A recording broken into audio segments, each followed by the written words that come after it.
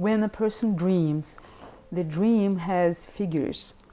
When the person, after the person awakes, the person can embody the figures in the dreams and practice and use voluntary effort to give it body. When a person tells a dream, you have to think of it as they have an organization of telling the dream. You could see how they tell you, how they've organized themselves to tell you this dream. So that's the first way of discussing with the person how they're telling you the dream, how they're acting, what attending is like, what making a distance is like, what the muscular actions are of trying to recall the dream. Then if you ask a person, among other questions, which figure do you feel attracted to, or which figure you think dominates the image that interests you?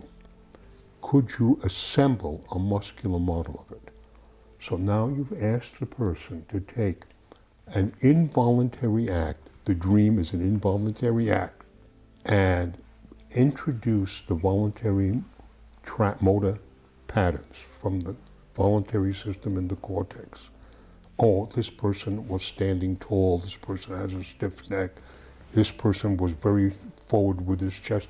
They do their best to make this muscular model. They have now given more body to the dream figure. They have now gone from a neural organization to a muscular organization. And now you start the dialogue of the body with its own muscular organ and its voluntary tracks and its involuntary pictorial machinery in different aspects of the occipital cortex. And you then are creating a body-cortex relationship which has to do with the ability to repeat and practice a behavior. And in doing that practice of making a muscular model and editing its intensity, its duration, or its more and more completeness, bringing more and more of the body musculature into the scene, you are creating an enormous cortical muscular relationship within the body, and you're creating a sort of personalization of your own action that you can now repeat on your own. And that gives you a personal sense of identity, and it makes the organism familiar with its own responsive mechanism. That is, it dreams about its situation, and it now has a way to give that more body, and then to create an inward organization of this I can do, I can be this shape, I can do this thing, and gives them a sense of having a personal life. Okay, let's go back to editing a shape. Tell us, so somebody embodies a dream figure, and you say that editing it, the person can edit the shape, giving it more intensity.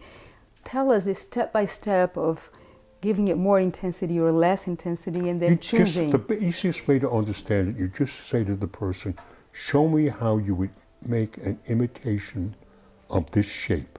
Okay. And then you could say, are the legs involved in it? Are the chest involved? Are your hands involved?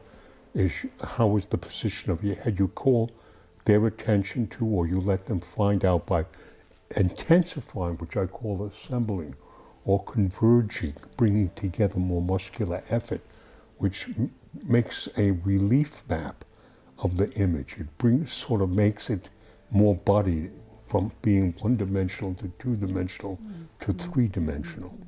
Once they've made this pattern and made it more or less intense with more or less muscular effort, you've then created an attending pattern of being able to repeat this.